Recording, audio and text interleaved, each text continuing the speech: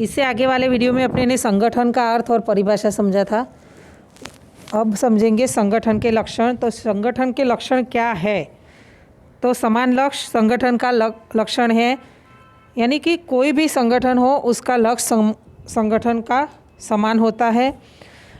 एक लक्ष्य के बिना एक साथ लोग इकट्ठे होते नहीं। जैसे कि स्कूल की है तो स्कूल में पढ़ाई का सब बच्चों का लक्ष्य क्या होता है? पढ़ाई करना। और सब कर्मचारी का क्या या पूरी स्कूल का लक्ष्य क्या होता है? बच्चों की अच्छे से पढ़ाई हो और अच्छे नंबर से पास हो। तो वो एक समान लक्ष्य होता है, पर हर एक व्यक्ति को संकलन बना के अच्छे से एक दूसरे के साथ कार्य करना पड़ता है और खुद की हर एक की जो भूमिका होती है वो निभानी पड़ती है। जैसे कि स्कूल को अच्छे से चलानी है। अब अभी हाल मनोज अपने को यहाँ आया, वो उसकी भी भूमिका है ना। वो नहीं आता तो मुझे नहीं मालूम पड़ता कि मुझे कौन से कहाँ जाना है समय पे, तो मुझे ये चौथे पीरियड में कहाँ जाना है, वो उसने यहाँ मैसेज। तो ये इस तरह से पूरा संकलन बना रहता है। हर एक व्यक्ति की एक भूमिका होती है, तब जाके अच्छे से वो लक्ष्य सिद्ध होता है। प्रयत्न का संकलन संगठन के ध्येय का लक्ष्य को साकार करने के लिए संगठन में कार्य करने वाले लोगों के बीच प्रयत्न का कार्य का संकलन होता है। और साथ साथ में ये बहुत आवश्यक है कि जिस तरीके से पोस्ट ऑफिस में देखो तो स्पीड पोस्ट भेजते हैं, उसमें पोस्ट ऑफिस के काउंटर पर जो कर्मचारी होता है उसका वजन करता है, कोई सिक्का लगाता है, कोई आगे उसको स्टिकर लगाता है, ऑनलाइन पंजीकरण करता है कि ये यहाँ से आया है या इसको भेजना है। तो उसके बाद कर्मचारी उसका वर्गीकरण करके वो थैले में रखता है। साथ साथ में वो थैला कहाँ भेजना है तो वो इलाके के लिए वो जो व्यक्ति पोस्टमैन या जो भी होते हैं उनको देते हैं, तो जहाँ तक पहुँचाना है वहाँ पहुँचाते हैं। तो ये सब एक साथ बहुत सारे लोगों को ये काम करना। कभी कभी आप बड़ी बड़ी कंपनियों में या कोई जगह ऐसे जाओ, या वीडियो भी आपने शायद देखा होगा कि कोई एक व्यक्ति ये काम कर रहा है, फटफट वो आगे जा रहा है, दूसरा कर रहा है, तीसरा कर रहा है, ऐसे क्रम बाय क्रम। तो ये संकलन है। कोई एक में भी गैप पड़ेगी तो वो संकलन टूट जाएगा और वो जो लक्ष्य होता है वो सिद्ध होता नहीं है। इस तरह से श्रम का विभाजन, यानी कोई भी कार्य करना है, लक्ष्य जो है प्रयत्नों के संकलन से होता है और अलग अलग काम विभाजन श्रम विभाजन के द्वारा ही संभव होता है। कोई भी एक ही व्यक्ति पूरा कार्य करे, सभी लक्ष्य की मैं अकेला ही पूरा करूं, नहीं, सफल नहीं होता है। लक्ष्य को सफल करने के लिए सभी को एक साथ मिलकर प्रयत्न करना है और श्रम का विभाजन करना है। कोई भी कार्य है, कोई एक ये करेगा, मैंने अभी कहा कि मनोज आया तो मनोज का कार्य कि श्रम यानी काम का विभाजन। टीचर पढ़ाना काम करेंगे और क्लर्क होंगे वो यानी कि कागज़ों का काम जो भी है वो करेंगे, बच्चों का, स्कूल का, सभी। उस तरीके से प्यून है तो सफाई का काम करेंगे और आदि प्रिंसिपल सर है तो वो उनकी जो निर्णय लेने की सत्ता होती है, बच्चों के डिसीजन लेना है, क्या करना है, वो सब उनका काम है। तो सबका साथ होके ये श्रम का विभाजन किया जाता है और अच्छे से कार्य को या लक्ष्य को हासिल किया जाता है। जिम्मेदारी एवं अधिकार, तो जो श्रम विभाजन से हर कोई व्यक्ति को कुछ कार्य, जिम्मेदारी एवं फर्ज सौंपे जाते हैं। यानी कि हर एक व्यक्ति को काम सौंपा जाता है, जिम्मेदारी दी जाती है, फर्ज है उनका, और सत्ता दी जाती है साथ में। तो सत्ता के साथ साथ जिम्मेदारी ली है। तो मानो कि फॉर एग्जांपल प्रिंसिपल सर की सत्ता है कि स्कूल में उनको जो जैसे कि डिसीजन लेना है वो ले सकते हैं, पर वो सत्ता क्या है, सत्ता के साथ साथ जिम्मेदारी भी है। कोई भी प्रॉब्लम, कुछ भी प्रॉब्लम हो जाए तो उनकी जिम्मेदारी बनती है।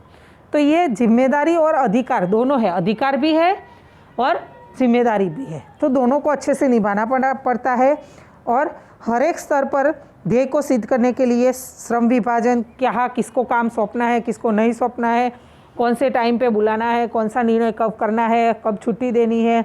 बच्चों को भी मानो कि फॉर एग्जांपल एग्ज़ाम नज़दीक आ रही है तो रिवीजन क्लास लेने हैं, एक्स्ट्रा क्लास लेने हैं, क्या करना है, कब किसको बुलाना है रोज़। तो ये सब उनके अधिकार है। साथ साथ में जिम्मेदारी बनती है कि मानो कि एक्स्ट्रा टाइम पे किसी को बुलाया, कुछ हो गया, कोई समस्या हुई तो फिर वो जवाब भी उनको देना पड़ता है।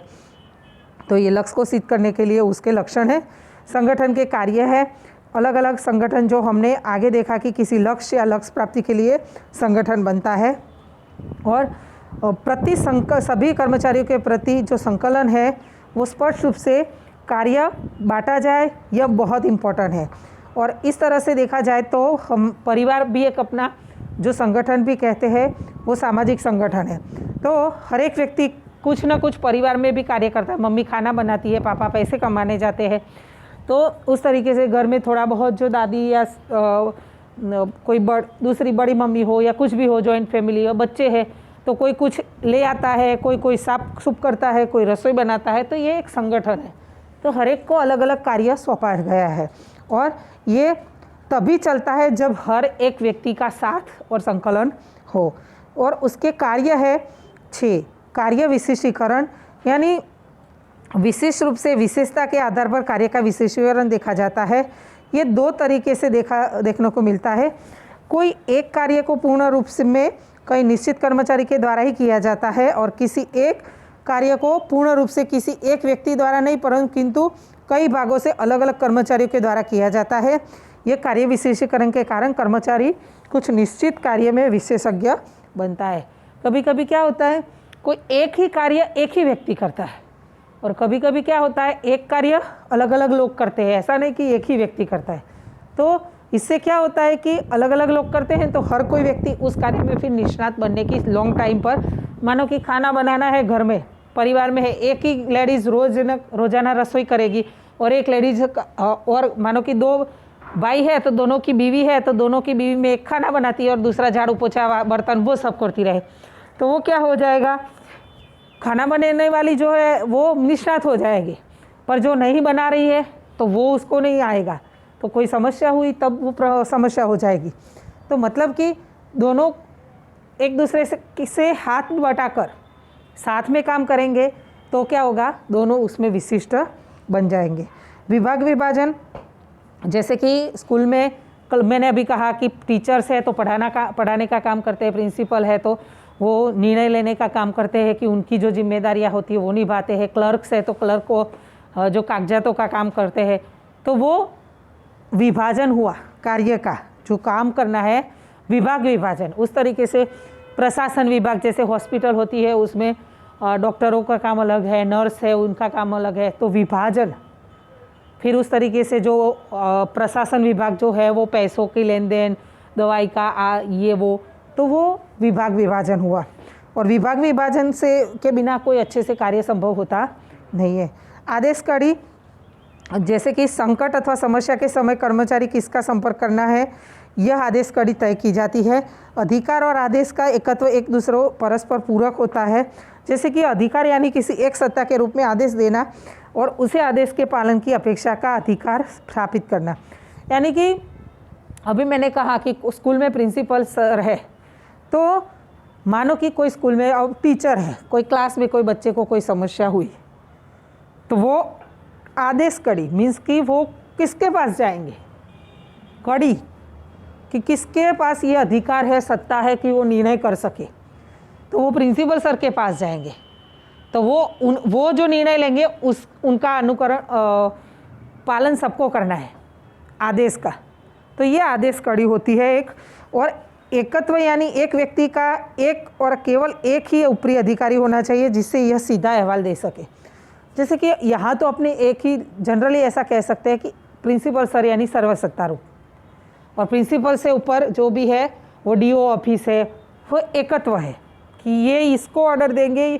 शिक्षा मंत्री है वो सभी सभी जिले के डीओ ऑफिसर जो है उनको देंगे। डीओ से सीधा ईआई आते हैं, ईआई के बाद प्रिंसिपल सर में जो भी जोन वाइज होते, तो एकत्व से जो काम अच्छे से हो सकता है। यदि संकलन में विक्षेप आता है तो अमान्य और विरोधाभास का मांग का सामना करना पड़ता है। संकलन अच्छे से नहीं होता है।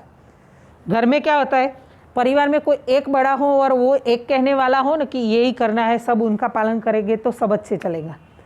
पर घर में दादा भी है, दादी भी है, पापा भी है, मम्मी भी है, सब बच्चों को कोई मम्मी ये कहेगी, पापा ये कहेंगे, तो बच्चे फिर कभी कभी चिल्लाते हैं, सबका किसका सुनूं मैं, कोई एक का बोलो तो मैं करूं। तो वो क्या हुआ कि एक कोई व्यक्ति सत्ता और अधिकार कहने वाला हो तो उससे बहुत असर पड़ता है और सब वो असमंजस या विरोधाभास नहीं उत्पन्न होता है। जो बहुत सारे एक से अधिक लोग हो वो देने वाले आदेश, तो जिससे समस्या खड़ी होती है और लक्ष्य सिद्ध होता नहीं है। आगे है नियंत्रण विस्तार, यानी कर्मचारियों की जो कार्यक्षमता पर अमुक नियंत्रण, मानो कि 10 कर्मचारियों पर एक वॉच रख सके। जैसे कि फॉर एग्जांपल कोई अपनी स्कूल ले लो, नियंत्रण विस्तार है यानी अच्छे से काम हो सके, संकलन हो सके, देख रेख हो सके।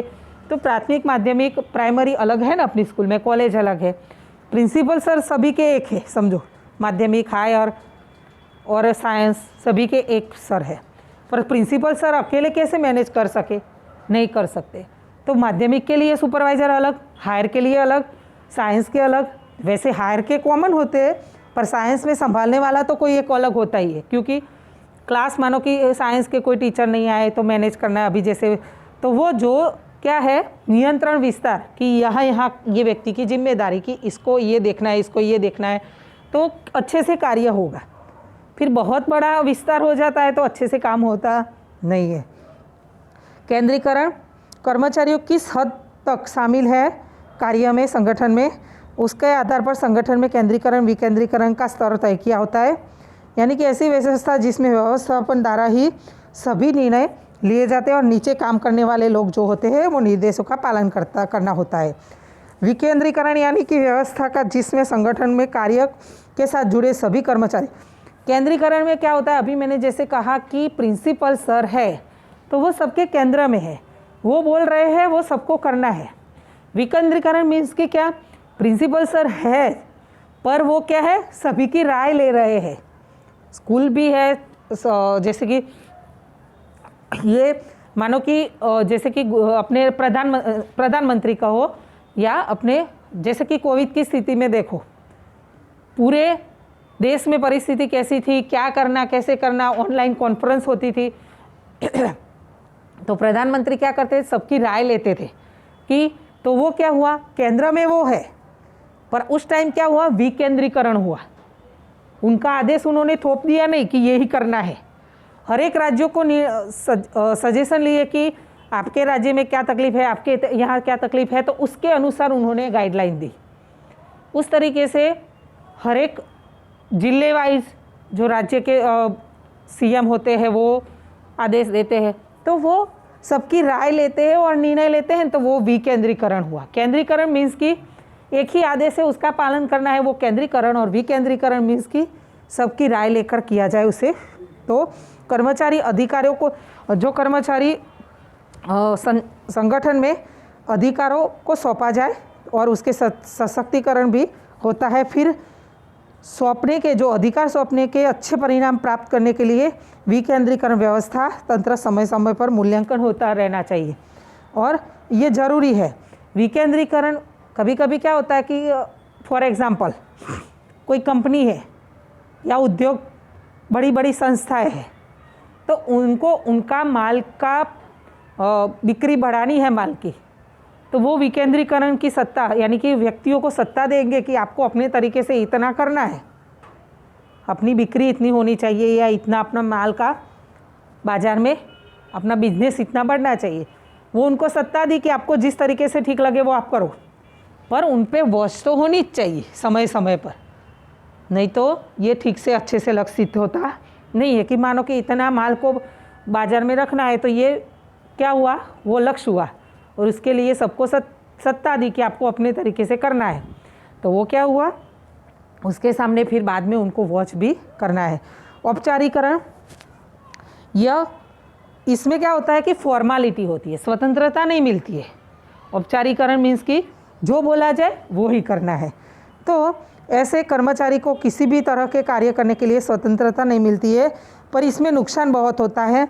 कभी कभी उसकी स्वतंत्रता प्राप्त नहीं होती है तो व्यक्ति को काम करने का मजा आता नहीं है।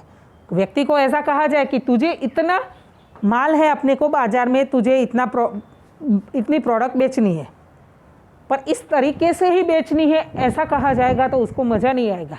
वो अपने तरीके से अपनी टेक्निक से काम करके वो अच्छे से बेच सकता है। हर एक व्यक्ति की स्किल अलग अलग होती है, हर एक व्यक्ति एक जैसा नहीं होता है कि अपने सोचे कि ऐसा ही करेंगे तो ही अच्छा होगा, नहीं, अपने ने सोचा भी ना हो ऐसा कार्य वो भी वो कर सकता है अच्छे से और उससे ज़्यादा भी बिक्री करवा सकता है। तो ये हुई औपचारिकरण। पीरियड चेंज हुआ, सर आए तो बोल देना।